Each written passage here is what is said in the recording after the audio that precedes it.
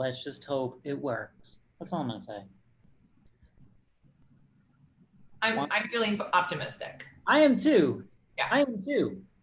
Wine Wednesday starts now. Right now, we're starting Wine Wednesday.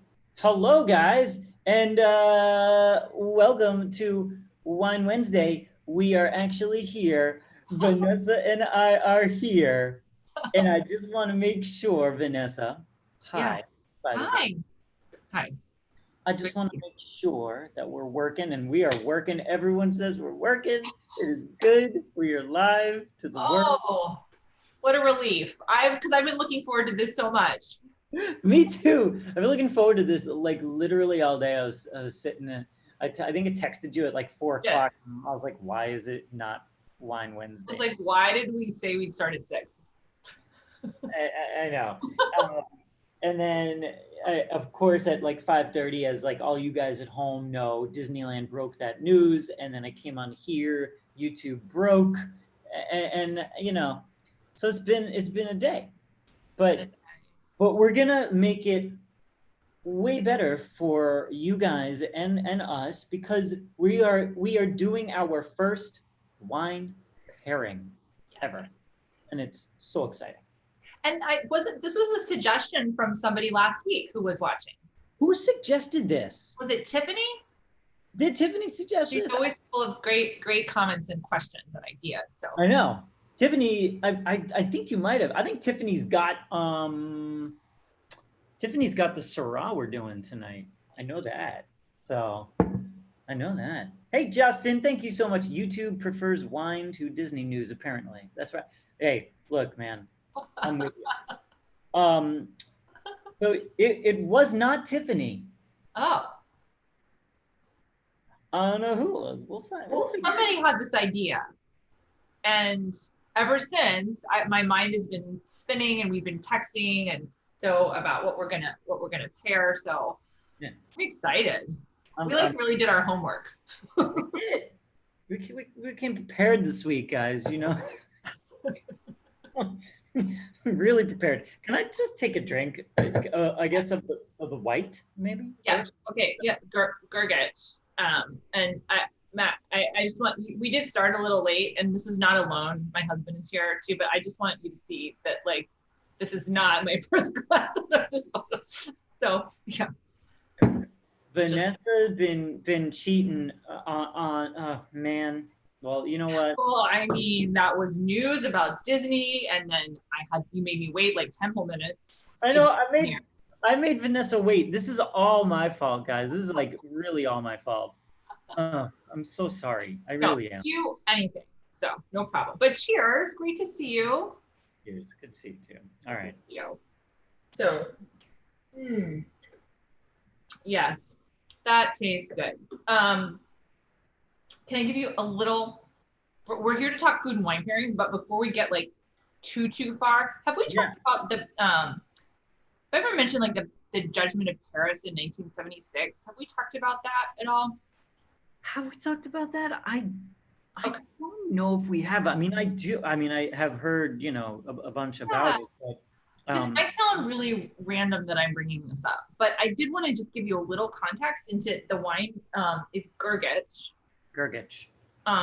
Like lots of consonants, seems scary to say, but Gurgit. But the reason I brought it up is so Mike Gurgit is he was involved in the Judgment of Paris in 1976, and just for a really brief condensed history, you know, Napa as a region is actually, it's very famous for a wine growing region, but in the context of other wine growing regions is so young. Like the fact that we have gotten to this notoriety, this quality in a really short time period, because you know, there's this thing 1920 to 1933, I think it was, 32, the Prohibition, where like we weren't even allowed to make wine in the United States unless it was like sacramental or medicinal.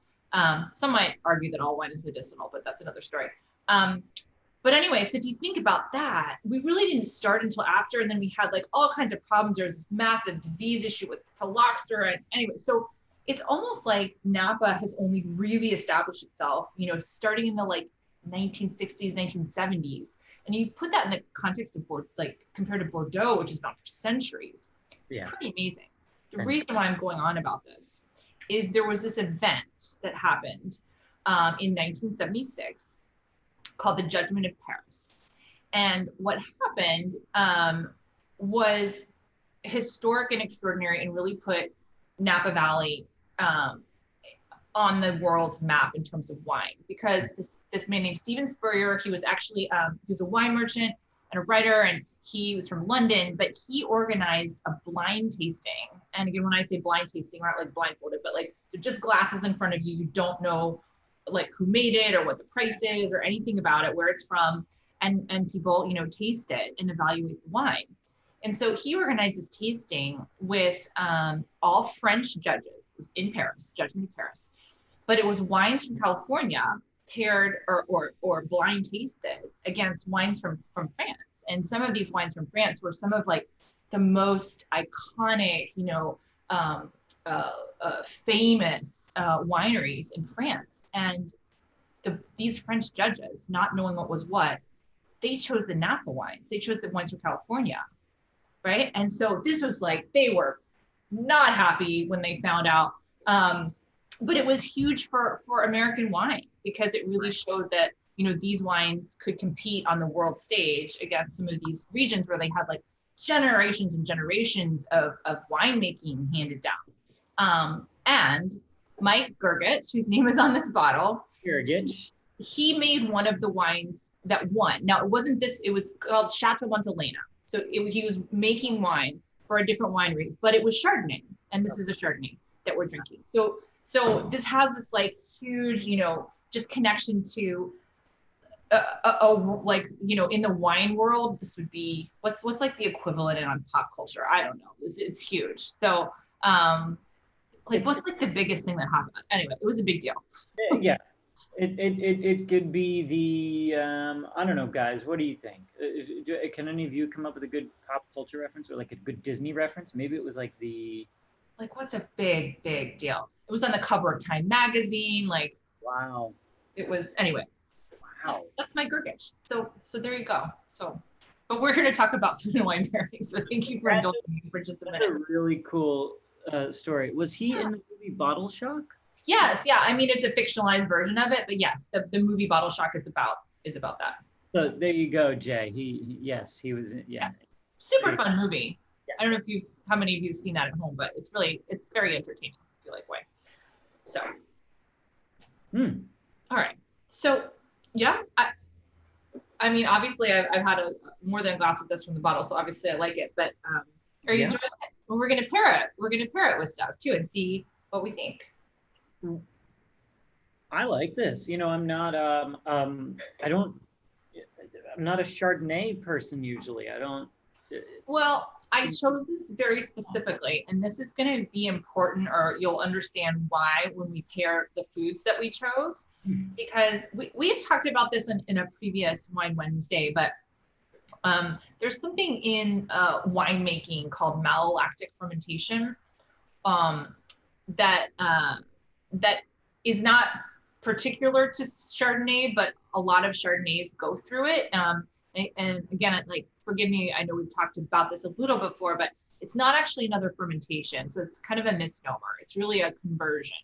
And what happens is, don't be afraid about this word, but lactic acid bacteria, they convert malic acid into lactic acid in wine. So malic acid is like the tart acid that you get in a green apple. And lactic acid is the kind of softer, richer acid that's present in dairy.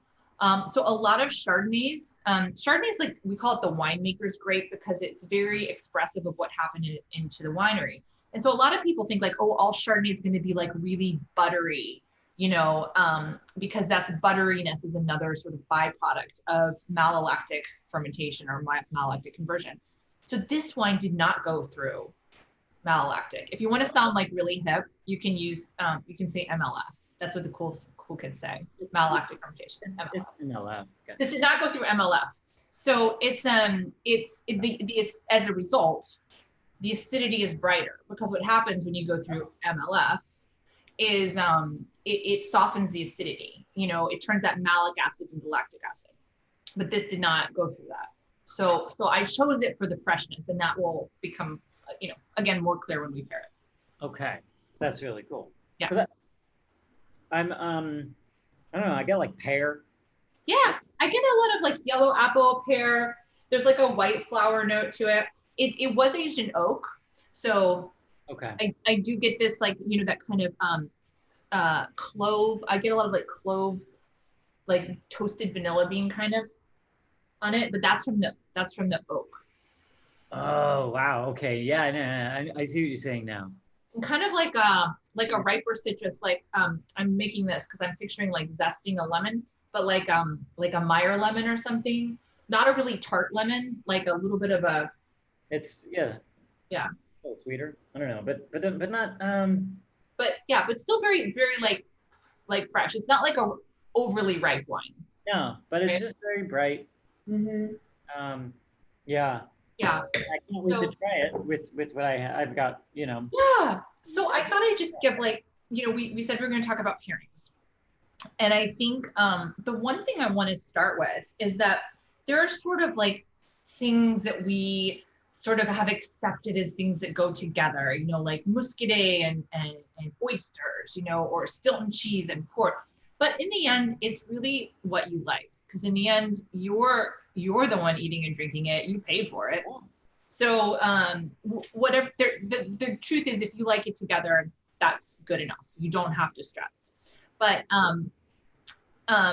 one of the purposes, and I know going out to restaurants right now is not that easy in a lot of places, but one of the reasons that a sommelier exists, that job, is it's that person's job to really understand not just the wine list, but the menu, and to really be able to recommend something that will go together.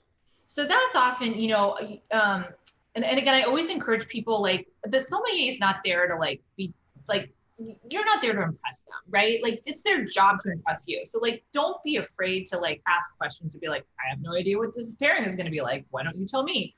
But that's, you know, that's one of the reasons they're paid to have that job. So I would encourage people to ask.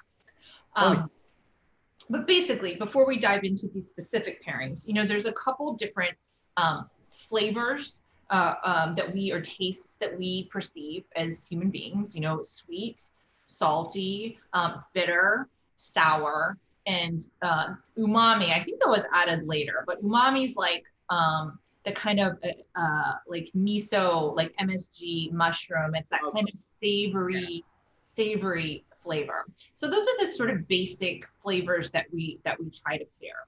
And there's been, you know, a lot of people use the rule of thumb also, like what grows together goes together.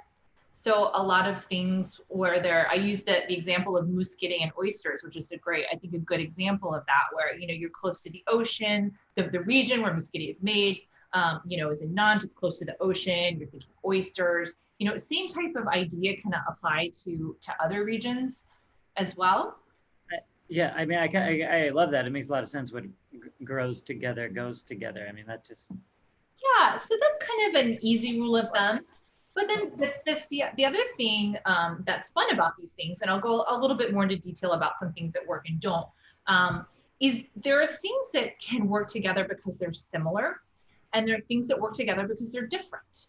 So, you know, something you could say is similar is like red sauce and Sangiovese. So red sauce is, you know, has a lot of acidity in it because of the tomato sauce. Sangiovese as a grape has a lot of acidity. They both have kind of these sort of dried herbal notes. They also grow together. So it goes to like what grows together goes together, because we're talking Italian.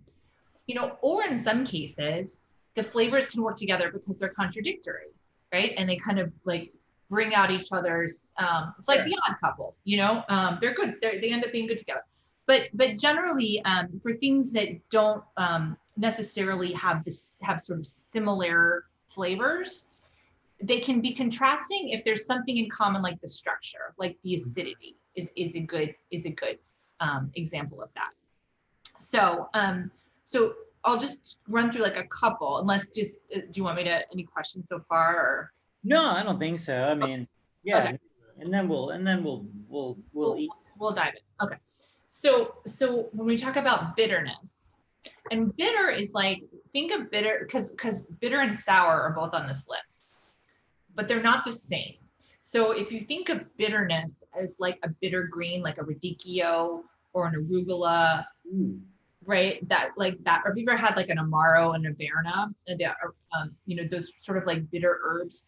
I had a lot of radicchio and arugula because my mom always likes those in salad. So hi, Mom. I do too. Yeah, no, I've always loved that flavor. Not everybody does, right? No, but bitter foods in general are better with usually again, what you like, but usually better with white wines. Okay. Or lower tannin red wines. Okay. So the bitterness and the tannin, generally like a higher tannin wine, they don't necessarily go together. So that's one sort of general. Sweet, and when we talk about sweetness, and again, I'm talking actual sweetness, not fruitiness. Mm-hmm. So sweeter wines can go well with really spicy foods. They can kind of offset the heat. Yeah. But when you think about pairing desserts, you usually want you want your wine to be sweeter than the dessert. Yeah. Because if the wine is not as sweet as the dessert, it's going to make the wine taste bitter and astringent if the sugar is higher in the food. So one other sort of general rule of thumb. And then another thing you can pair is like flavor intensity too. So like really, really flavorful wines and really flavorful foods. So a couple little tidbits, but we'll dive in. So I know you have something to pair with the Chardonnay. I actually need another splash of this. Excuse me. Yeah, let's do it. Okay. All right. I mean, I've done two here, so. Great. So I think you have a cheese. I do. I got a whole board. You guys are gonna love this. Yeah. Oh my God, I got to show this off to everybody because they're all gonna love my little cutting board. I don't want to like destroy the. You know what? I'll just tilt the camera down so you guys can see that it is. That's beautiful. It's Mickey. It's Mickey. And yeah, I've got some goat cheese right here. Okay. Perfect. So the goat cheese is what I think is going to go well with the Chardonnay. Again, the Chardonnay, kind of brighter acidity, no malolactic, but that's an example. You can try it and tell me if we did well, but that's an example of like structural things going together because this wine has a good amount of acidity, but goat cheese as a food also has a good amount of acidity in it. So that's like a great pairing. You could also pair goat cheese with like a Sancerre, you know, a Sauvignon Blanc. If this Chardonnay had been riper and maybe had gone through malolactic and had not as fresh acid, I probably wouldn't have thought of goat cheese. But I think with this wine, it's probably going to work. But okay. Should I just dig in here? Yeah, let's try your pairing, and then I'll show you. I'll Where do you want? Or you want to show what you have there? Sure. Okay. So I chose kind of a different reason to pair with the wine, which has a nice acidity. So this is actually, I also don't want to. This is soft shell crab, like tempura soft shell crab. I did not make this. I'm not even going to pretend that I made this. I bought this from a restaurant. But anyway. Another good rule of thumb for pairing is that acidity and fat can pair well together. So that's why sometimes like a higher acid wine with like fried chicken is really delicious. Like champagne and fried chicken is awesome. Right, we talked about that. So I knew you'd have the acid, you know, acidity, and so I have that sort of fat and acidity. I love that you have fried soft shell crab, and I'm over here with like, I have goat cheese. So. And I did not make this, so I actually I had aspirations of cooking for this week, and then yesterday I was like, where can I order from? Yeah.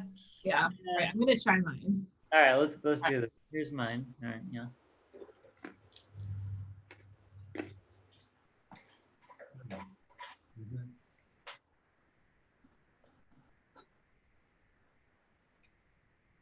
That's delicious. Oh, that's so good. Oh man. Is the goat cheese working? Oh, wow. See, whew, that's how you do it. Oh, all right. I wish I had the goat cheese because I can almost like taste that pairing. It's so good. But I have to tell you the soft shell crab with the Chardonnay, because like the crab itself has almost this like sweetness to it, you know, but then like the tempura fry, like the freshness of the acidity, like sort of like washes away the fat, you know what I mean? Again, this has a really nice kind of light fry to it, but they just work so well. I think you're getting similar things here. There's goat cheese. But you see, when you do this, and you have this, you just discover new things about the wine too. Yeah. That's what's so fun about food and wine pairing is it almost brings out, you know, different, it does bring out different flavors in both the food and the wine. And you know what I like to do when really trying to pair is like, I'll take a sip of wine first, then take a bite of the food, and then take another sip of the wine. So you kind of taste the wine, you taste the food, you taste the wine, they're kind of mingling, and then just like linger. And I just think that's a really good pairing because like in the best way, like what you're saying, I always have these like new flavors developing on my palate as I'm sitting here that that didn't like exist in one or the other. It like took the two together. Exactly. I wish I could articulate it as well as you, but man, I just I don't know, like I'm getting more like and it's not just because like I'm staring at these, but maybe my brain is telling me, but like I'm almost getting more of like an almondy. Ooh, now. yeah, almond. That's like a that's actually a descriptor that often can come up with white wines, is almost like the almond skin, like a raw almond skin. So yeah. Before I was getting, you know, more of the pear and whatnot. So yeah, the soft shell crab is definitely bringing out a little bit more like of a savoriness in the wine for me as well too. Wow, that's just really good. I wish we were sharing this together, but eventually. Oh yeah. Well, eventually when, you know, our yeah. Wow. I don't even know anymore. I don't even know anymore. Our state is like now like a mess. Who knows? I don't know what's gonna happen. Well, we have wine and the internet.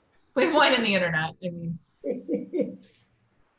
And we can bring each other joy and the world joy by doing this. So that's all. We can. I mean, that's the hope, right? That's what wine is meant to do. Like, we're good. Bring happiness and bring people together. So that's what we're doing. We're doing really well tonight, by the way. We have a lot of people watching tonight. Hi, guys. Nice. I'm so glad to hear that. Yeah. So we have a red wine too. So we have a Syrah.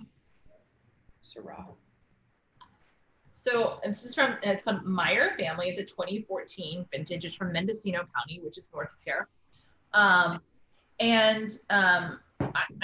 think Syrah is a fun wine to pair. I chose this one as an example for me. Again, I was trying to I knew what you were going to serve and I knew what I was going to have, and I wanted to kind of be able to think about it in two different ways. But for me, this was going to be an example of similar things working together similarly. Let me try it again. Similarly. I really haven't had that much wine, I promise. It's a tough word. But there's something about Syrah that as a variety has this kind of like smokiness to it. For me, when I blind taste Syrah, often one of the markers for me on the nose, and again, like this isn't from the grape, it's just one of those magical things that happens during, nothing was added to the wine to make it taste like this or smell like this, but I get like a smoked meat to it. Sometimes there's almost like a bacon fat note to Syrah, in addition to the fruit. But never thought about that, but wow. Yeah, that's one of my markers for Syrah. So So you can you're get like bacon fat, Syrah. Boom. bacon fat, like charred meat, campfire. Sometimes I'll say. There's also usually like a cracked pepper note to Syrah that I get. You're not okay, guys. Like Vanessa, this is wild because she's saying these things as I'm smelling it, and then I'm like, yes, yes, yes, yes, and yes. I never would have thought of it because you can smell it and be like, oh, that's this. Um, but that's so spot on. It's like bacon. Like I just had like brisket the other day, Yeah. and you think about like brisket on like a smoker, and you can get that by smelling this. Yeah. That's wild. Yes. And then Yeah. Syrah, I also get usually this kind of like violet, lavender, like dried herb. It's almost like dried fennel note to it, and then like blackberries. Usually get a lot of sort of blackberry fruit on Syrah. But anyway, because of that smokiness, I thought I'd pair like a like with a like. And so this looked a lot better like earlier when I played it. So just keep that in mind. So this is a braised short rib. I did not make this. I did not make this. I wish I could make this, but I thought the kind of like smokiness of the braise of the meat, would go well with the wine. And then also Syrah as a grape is not as tannic as something like a Cabernet Sauvignon. So because this meat, it has this sort of soft texture to it, lots of nice fattiness to it. And it has a lot of umami. So we talked about umami earlier. It's that sort of savory, mushroomy, miso MSG type thing. I thought that would pair well with all those savory notes we were talking about in the wine, that like smokiness, bacon fat, that kind of stuff. So that's my pairing. Okay. But that's cool. Okay, so you can have a pairing that smells like the food that you're gonna like. Yes, yeah. So that's the fun thing about pairing. You can use like similar things, or you can use opposite things to kind of offset each other. Now, not everything is going to work great, but that's like the fun about it, is you can use the sort of like with like or the contrasting. Okay, because I actually had a Zen with barbecue food recently. Yeah. Zin is And great with barbecue. Well, usually it's like a sweetness to the meat of the barbecue, and sometimes there's usually, depending on where you live, a sauce that has some sweetness to it. And Zinfandel is a very fruity variety. It's also not too tannic, so it's going to pair well. So the thing about tannins is, tannins are that tactile sensation that come from the skins of the red grapes, right? It gives the color. Yeah. And it's also like when you drink a red wine, if your mouth feels kind of dry. Like often we think of tannic wines pairing well with protein because tannins attach to protein. So like when you feel that like drying feeling on your palate when you drink red wine, that's because the tannins are actually attaching to the proteins on your tongue. And wow. Right? But the other thing about tannins is salt can soften them. So protein can soften tannins, which is the traditional, like, oh, I pair steak and Cabernet because steak is a big protein, Cab is a big tannic wine, right? But the other thing that can soften tannins is salt.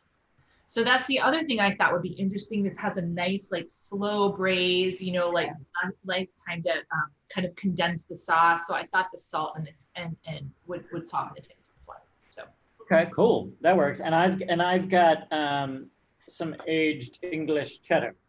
So yeah. So with the cheddar, I think that's going to go well because something that's also a good, I mentioned towards the beginning, intensity. So, flavor intensity is generally better to mask like highly intense flavors with more intense wines. So I thought the Syrah, because we had all that stuff going on, and cheddar tends to be like a pretty flavorful, especially if it's like a sharp cheddar, pretty flavorful cheese. So I thought I'm hoping it will be good together, but you'll have to tell me. I will let you know. So I think I should take a sip of this without tasting anything. Right. Then I'll taste the food, and then we'll do it again. Right, cool. Okay, here we go. bacon, and then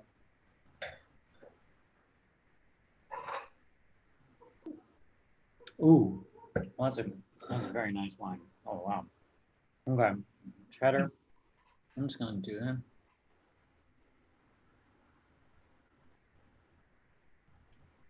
Mmm, smoky. Mmm. My pairing is great. And I'm not taking credit because I didn't cook this food, but it's working really well. Ooh, How's the cheddar? amazing. We get all this like smokiness coming through. Mm-hmm. So for mine, I definitely like when I tasted the wine, I got a lot of that savory note. I also got something we didn't talk about on the nose, but there's almost this like black olive note on the palate of this wine. And then with the braised short rib, it's almost like brings out a little bit like, again, that sort of like sweetness of the meat. Like there's a lot of smokiness and depth of flavor to this, but the Syrah and how it's kind of like elevating, like beyond just the spices, it's like really bringing out the flavor of like just the meat itself, which is like, it's really accenting this sort of like caramelized, slow braise.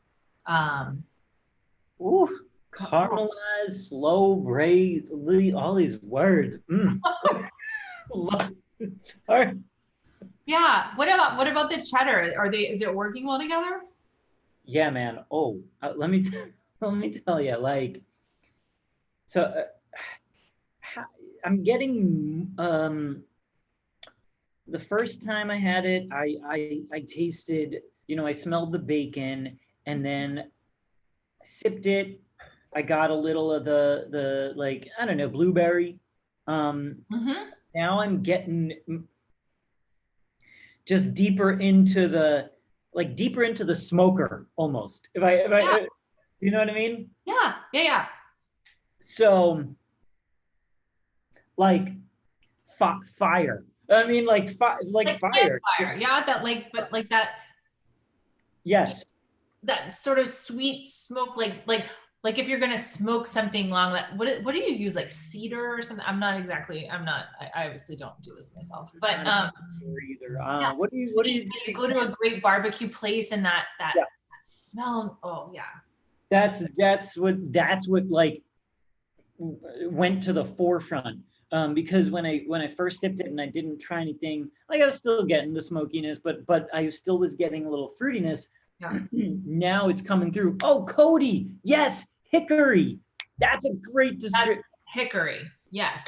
Great descriptor there, Cody. Yes. That's it. But that's what I'm getting now. It is that, yeah.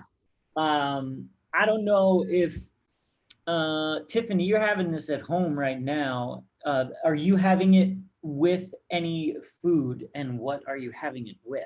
Because I would love to know, what someone else is tasting. But that is really cool. Yeah, isn't this fun? And the thing is, like, there are no rules, so you can just try it. You can read up about food and wine pairings and try to be deliberate about it, but just try it. Just try it at home. See what. Because like now, I just took another sip. It's been like 2 minutes since I've tried anything. Yeah. It tasted different. Right. It tasted completely different. Yeah. That's only in like 2 minutes. Mm-hmm. It tasted completely different. That's. Have you seen this? A friend of mine, I'm not sure I'm going to get this exactly right, but has this like frame thing in the kitchen. I think it says like, I like to cook with wine. Sometimes I even put it in the food. Oh yeah, that's like a thing. Yeah. One of those little box thingies or whatever. Yeah. Those are good. Anyway, but yeah. Oh yeah, we love those. Oh yeah, Miniature Missy loves that. Yeah, this is pretty funny. Oh yeah, Sean has seen it. Oh yeah, I have a few of those. I got a couple of those wine little. I think Julia Child said that. Oh, did she say that? I think so. Did you know that Julia Child was a spy? Wait, what? I'm not making that up. Wait, what? Yeah.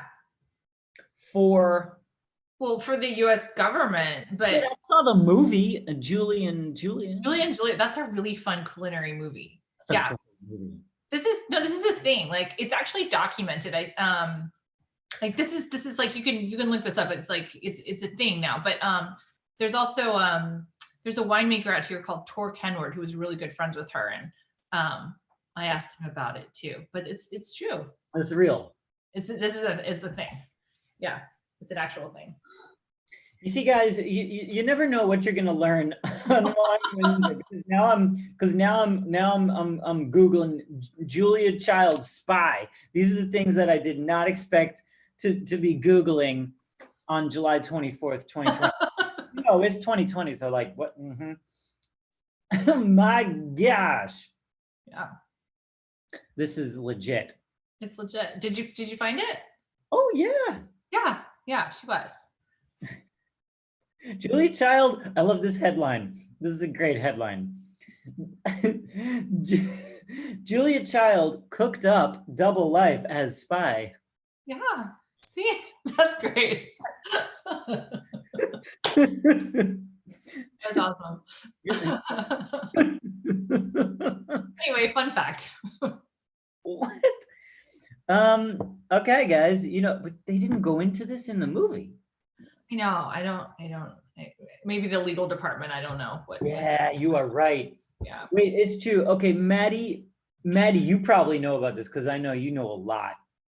You like Maddie here, who watches us every week. She knows Maddie. stuff about just like everything. Okay. So she knew. She knew. Maddie knows. Just ask her. I mean, Kira, thank you, Kira, by the way. I know you sent a super chat. Kira, your grandmother was a spy in World War II? Okay, see what maybe there's more than we know. Oh. Wow, that's amazing. This is yeah. Okay, so Maddie has every series of Julia Child's cookbook, so Julia Child's beef bourguignon. If you ever like really want to take 2 days out of your life, it's worth it though. Does it take 2 days to make Julia Child's beef bourguignon? There's a lot of steps, and then it's better if you make it the day before, because if it has time to all come together like overnight, the flavors really start to meld. So I mean, you could make it in a day, but it's nicer if you leave it overnight and just let everything like become harmonious. But, got it. I think Mom made beef bourguignon. Like, I don't know, Mom, are you still watching? If you are, what recipe did you use, Mom? Because I know my mom just like made it recently. When like quarantine was just starting, it was. I know my mom was like, "Oh, we're making." Yeah. No, it's a fun thing. I'm just like full of facts tonight. Fun. This is not a fact about a famous person, but true story. So I was making beef bourguignon with my parents once, and my mother is like a clean freak. Like if you leave anything out for like a minute, she throws it in the garbage. And so one of the things I learned from Julia Child is that if you're gonna see, brown the meat, because you brown it first before you put it in the braising liquid, and then you cook it slowly in the liquid for hours and hours. Like if you're gonna for the sear, you want to make sure the meat is really dry. So you're supposed to like pat it really dry first before you put it in the pan, before you try to brown it. So I had the beef for the beef bourguignon, and I had it like in a paper towel that I had I was like trying to get all the moisture out of the beef. And I like walked away for a minute and it was gone. And I was like, what happened? And I was like looking everywhere around the kitchen, and my mother, in like the course of like 15 seconds that I wasn't paying attention, just saw this and like just threw it in the garbage. Of course. I'm not gonna lie, I still used it because it was it was very tightly wrapped in the paper towel. So it was okay. Oh, good. It's fine. Okay. Oh, I know. We gotta no. Oh my God, there's a lot of no's coming in, by the way. It was like perfectly. Was that anyway? I hope that wasn't because I used it. It was more for throwing it out. But anyway. Max, this is what happens when you leave me alone for 10 minutes and make me wait till 6:10. How much of the Gurgich did you have before I got here? Honestly, well, it was about, I had like a glass and then my husband had a glass. So we were like here. Oh, all right. And I had a glass. So I've had 2 glasses of Gurgich. Okay. I need to catch up, obviously. Wait, this was me last night. And I know a lot of you guys were here last night too, because last night I do my Disney trivia show at the same time as we do our show, 6 p.m. And last night we made a Tom Collins. Ooh. Classic. That's gin, right? Gin. Yeah. Made a classic Tom Collins here. And I started having that like 15 minutes before I started doing the show. And as I know you guys saw last night, it was a very happy show. Well, I hope this has been educational in many ways. Yeah, what did you guys learn from tonight? I'm very interested to know. Julia Child was a spy. Right. It's a thing. Yeah. I know that. But what else? I guess okay. What if you have any basic wine pairing questions, you should get them in now. But I guess basic wine pairing, I think we covered it pretty well. I think we did. The one thing, and again, it's like there's no right or wrong. It's what you like. This right. Again, like this idea. A lot of people say, "Oh, you have to pair red wine with red meat." No, you don't. Like, so there's lots of fun things to try out there. I would say personally, the one thing I caution against, and I think we talked about this last week for some reason, was really spicy food needs kind of a wine with some fruitiness or some sweetness. So that's the one thing, the one like rule of thumb with pairing that I actually really live by. Okay. is if you have a really like this Gurgich, if you pair this with really spicy food, because it's a dry wine, there's fruitiness, but there's no sweetness. And there's a lot of acidity to it. With a spicy food, it's going to make the spice spicier. And it's going to make the wine taste kind of, it can almost make it taste metallic.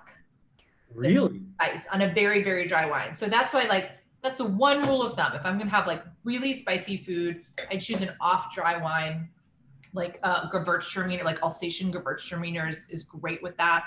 A Riesling, like a Cabernet. We had a Riesling last week. I think that's why we started talking about this. We did. Like a Cabernet Riesling or sweeter, would be great with that. But other than that, have fun. You can use these kind of tried and true things that people adhere to, but in the end, it's your palate. So if you like it, it really is. Yeah. But that is so true. The spicy food is really specific. Mm-hmm. It's a tough one. Yeah, that's a tough pairing. There is a question here. Shauna wants to know. Shauna said, what fruits pair well with certain wines? So I think it depends on if you're talking about like a dessert type thing. Cause like, I think fruit, I think it's sort of, that's one where I would say like similar and similar. So like a very fruity wine, like a very ripe wine, I would not really pair any, like a ripe unoaked Chardonnay sounds good, or like a Riesling or something, but I wouldn't use anything with a lot of oak. I think that would like overpower the delicacy of the fruit. But I think like something really beautiful, if it's like a tart or something with a little bit, like a dessert, that would be fun to pair with like a Moscato, like a Moscato d'Asti, which has some sweetness to it, but will still be sweeter than the tart. Because remember, you want the wine to be sweeter than the dessert. Otherwise, they'll make the wine taste bitter. But yeah, I think that actually Moscato d'Asti, regardless of if it was in a dessert, would probably be really nice with fruit. Oh okay. Yeah. I'm sticking with that. But yeah, I think you could also use it on like a dessert that isn't too sweet. Wait, why are strawberries always on like the charcuterie plate? Like strawberries are like a thing. Maybe because they're pretty. Yeah, that's right. I think that's the only reason. I think it's just I think it's because they have a beautiful pop of color, you know, and you can pick them up with your hands, and you know. Yeah. I don't know. I'm guessing. I feel like that's the only reason. I don't have the answer to that. I'm just. Yeah, because they don't go like, yeah, okay. Yeah, right, I think it's just aesthetic. But.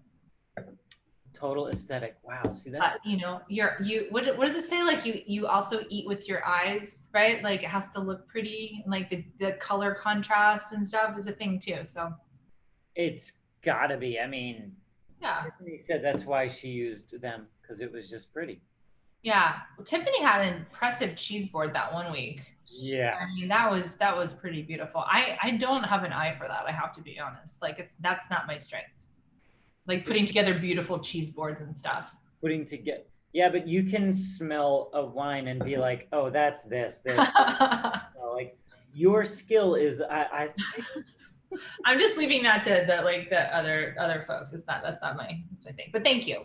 Talking about wine. Pretty impressive. Kind of what I look for. So it's pretty impressive. So, yeah. Thanks, Max. Well, yeah. This was so great. Thank you for having me. This was a blast. Are you gonna go eat the rest of your stuff now? Yes. Yes, I am. Yeah, for sure. It's cold now. I'm sorry. I'll heat it up. It's okay. It's good. All right. Okay. Yeah. Still light out. Heat it up. Go outside. Enjoy it. You know, it's beautiful weather here. I know it's like. Oh, what is it? Yeah, no, it's actually really nice here in LA. Yeah. But I do want to be there. Like, I really. Yeah. One day. I would like a nice like little cottage like in Napa Valley, just like. Oh yeah. Yeah, it's a beautiful. I mean, it's so beautiful here. The people are. You know, I used to live in New York, and my husband and I would come out here, and we're like, oh, we got to make this happen. It's just the people are so nice. The food and wine. Weather, the scenery, and little shout out to Napa. I did not make this food, but I picked it up from one of my favorite restaurants, which is called Torc, T-O-R-C. It's on Main Street in Napa. Oh. Nicest couple, Sean and Cynthia O'Toole own it, and they made this so that I could look better than I actually am at cooking. Shout out to Torc. Shout out to Torc. Yeah, thanks, Cynthia. Napa Valley has some of the finest restaurants in the world, honestly. Yeah. I don't, you know, when I go to Napa, I don't have a bad meal. So it's like. You can't, like a restaurant, you know, you can't be a bad restaurant in Napa. Like. No. I mean, no, we don't tolerate that. Yeah. I need a private plane, Dee Dee says. I do need a private plane just to get up there and back. Yeah. Or I just have a cottage, like a tiny little. I just want like a little cottage, you know, to like live there for like a little bit when I go. Yeah. Just make it happen. You know. Can we have that? We yeah. It can happen one day. We'll share a class in person one of these days. Yeah. I feel like I know you so well, but I've never actually. I know, isn't that crazy? Wait, where did you live in New York? Because I'm from Long Island originally, but I also lived in the city too. My mom's from Long Island. She's from Old Bethpage. But who's from Old Bethpage? My mom. What? Yeah. I didn't know this. Yes, my mother is from Old Bethpage. All right, we got to talk. We'll talk offline all about this, but. Okay. Yeah. This is crazy. Wait, okay. See, this is wild. Okay. I lived on the Upper West Side. So I went to I have a music degree. I don't know if you know about this. I'm putting it to great use, obviously, with my wine career. But I went to Manhattan School of Music, which is on the Upper West Side, like close to Columbia and Barnard. I know. Oh yeah. So I lived up there for a while. I lived on 109th. And then off Broadway, and then I lived. You're right near the actual Seinfeld diner. Yeah, that's like. Oh yeah. Oh, I was right there. Yeah, I would go there. They'd be so rude to me. It was like a sport for them. And then I lived on 74th between off of West End, and then I lived on 81st. I was there for a while. This wasn't like within a year or two, right? And then I lived on 81st between Amsterdam and Columbus, like right by the Natural History Museum. We're going to talk later. Okay. We were neighbors. Are you serious? Oh my goodness. This is crazy. Okay. I love that. I probably anyway, we probably were like rude to each other on the street at some point. We were totally neighbors. Just like talking about, oh yeah, it's by the Natural History Museum. Yeah. Like, did you go to Zabar's and all the time. The smoked salmon from the Zabar's, the counter, that was the best. And like while you were waiting for your smoked salmon, and they would like give you a little like a taste like while you're waiting in the little paper, you know what I'm talking about? It was the best. It's a small world after all. Oh, good. Man. Okay. This is wild. It and is, you know, like right there at the Natural History Museum, that's where, do you remember they used to blow up the balloons, or they still do, for the Thanksgiving Day parade? So my whole block was like chaos. Yeah. Because people come and like literally watch all night. Like, do you remember like watching them blow up the balloons? Yes, because yes, guys, if you don't know, so the Thanksgiving Day parade obviously happens every Thanksgiving, but they blow up the balloons right in the neighborhood that we used to live in. So you could see it. People would have their little like mugs that you're like, I'm not sure what's in that, but it doesn't matter. And like stand outside in the cold and like watch all the balloons. Yeah, it was. I guess we were neighbors. Who knew? Oh my gosh. Yeah. All right. Yeah, we're going to talk about this because this is crazy. This is wild. We probably saw each other at Zabar's. I'm sure we did. Yeah. Great neighborhood. I love the Upper West. Oh my gosh, it was the best. Yeah. Honestly, the best. Well, see, this is what's great about wine, right? We actually sat down to talk about food and wine pairings, and we've come so far. So I don't know what this video is going to be for like everyone that's watching this, because like everyone that's watching this after the fact, because I know a lot of people watch our video after. Yeah. And so they're gonna watch this thinking wine pairing 101. They're like, what happened? I thought I was getting an instructional video on pairing, and we're talking about anyway.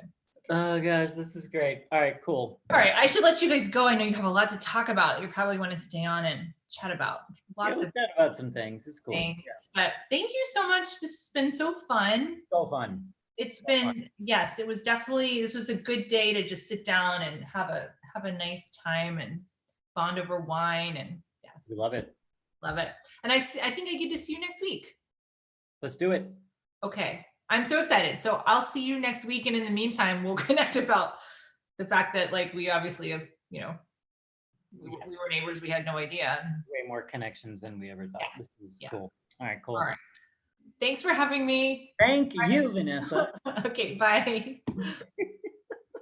This is insane. Okay, like, guys, so Vanessa and I were neighbors, which is totally, like, ridiculous. Here's what I actually cannot believe that.